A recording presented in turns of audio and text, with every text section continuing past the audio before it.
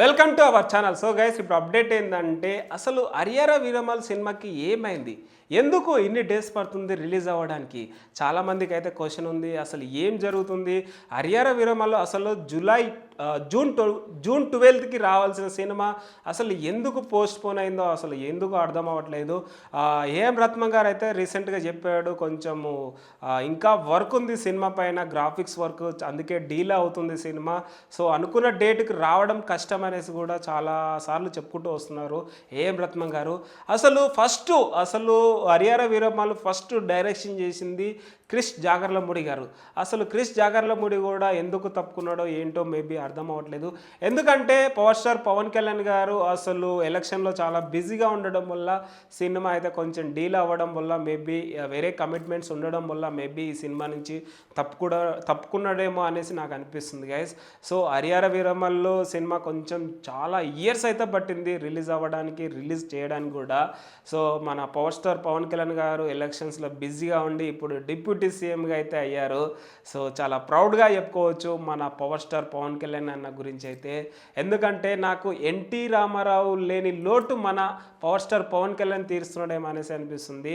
ఎందుకంటే cinema actor నుంచి politician ఎదిగాడు అండ్ ఎన్టీ రామారావు గారు. సో అలాగే మన పవర్ స్టార్ పవన్ కళ్యాణ్ అన్నయ్య కూడా సినిమా నుంచే పాలిటిక్స్లో ఇప్పుడైతే ఎదిగారు. సో దీన్ని బట్టి అర్థం చేసుకోవచ్చు, ఎన్టీ రామారావు గారిని ఇన్స్పిరేషన్ తీసుకొని maybe power star Pawan Kalyan వెళ్ళిండేమో అనేసి నాకు అనిపిస్తుంది. సో అలాంటిది ఇప్పుడైతే పాలిటిక్స్లో ఫుల్ సక్సెస్ఫుల్గా అయితే ఉన్నాడు. సో ఇప్పుడు హరిహర వీరమల్ సినిమా పైన చాలా ఈగర్లీ వెయిట్ చేస్తున్నారు అభిమానులు అయితే.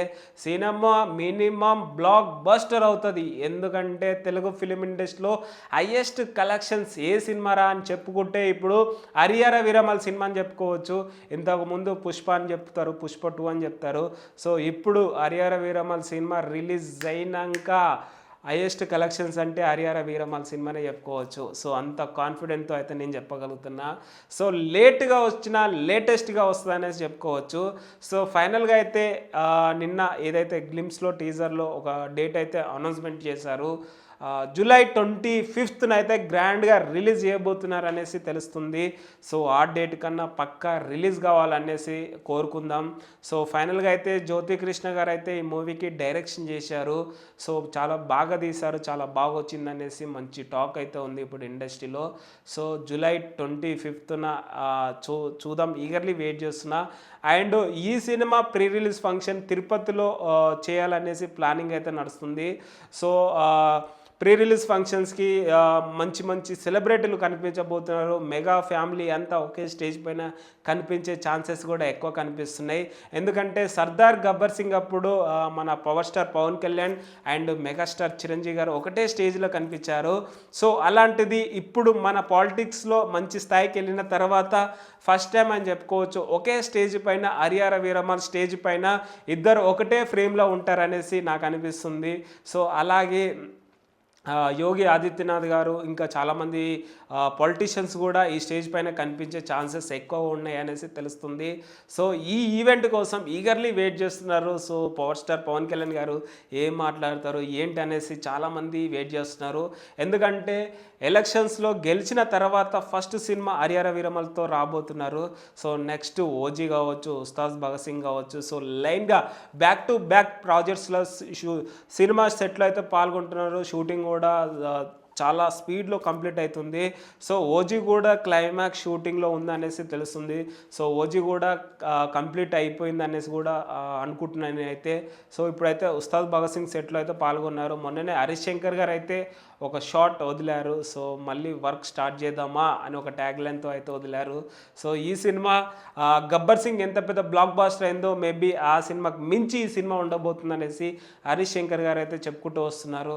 సో ఫైనల్గా అయితే Harihara Veeramal cinema July 25th గ్రాండ్గా రిలీజ్ అవబోతుంది.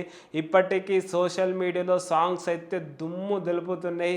మన power star Pawan Kalyan songs అంటే మినిమం గ్యారెంటీ ఉంటుంది.